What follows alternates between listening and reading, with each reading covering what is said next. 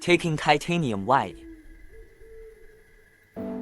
rattan yellow, saffron color, cyan.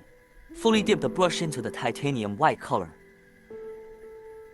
And then it's blended with rattan yellow, yellowish color on the belly of the pen. Next, we dip the tip of the brush into the goose yellow color. See how I depict the shape of a loquat.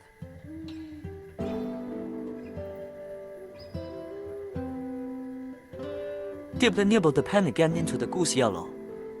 Note the back and forth shading of the second loquat with the first one.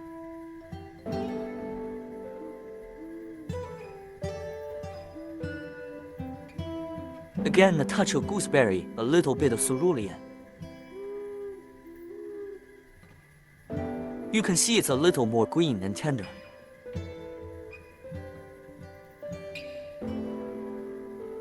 If we find that we don't have enough paint, we'll add more paint. Be careful not to paint over parts that already have color. Let's get on with the color.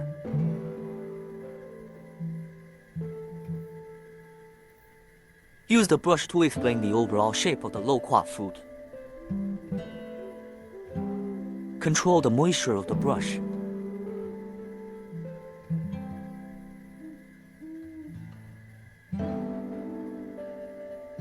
Go ahead and take the greenish piece.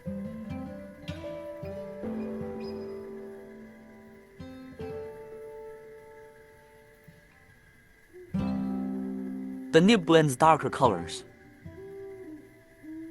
Let's have the navel of the loquat.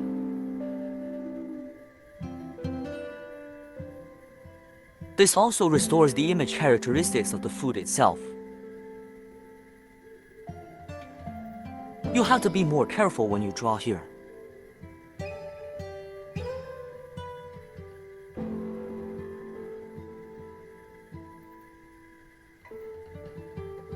Brush dipped in light-colored Garcinia Cambogia. Blend cyan to get a juicy green color.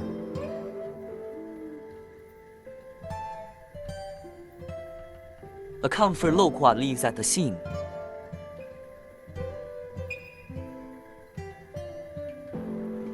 Look out for leaf orientation and distribution.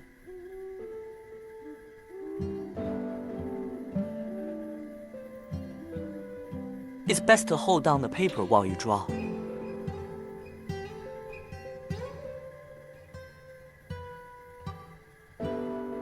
And then we'll put in some anthocyanin to show the different states of the leaves. Note the line of demarcation with the loquat fruit here at the finish.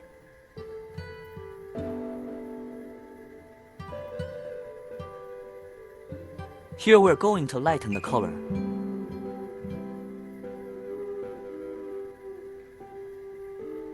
Take a blue dye.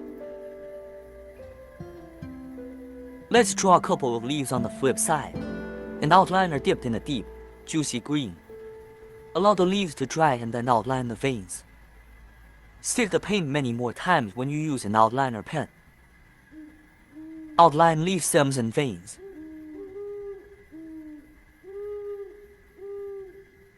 Here we use the Dingtao rat tail cut seedling.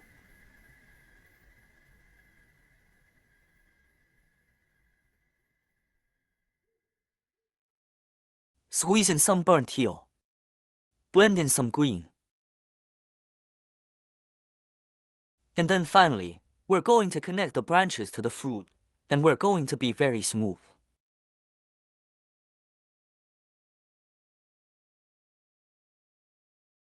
I'm sure I was a little reckless when I drew the branches. Interpose branchlets from the main branch.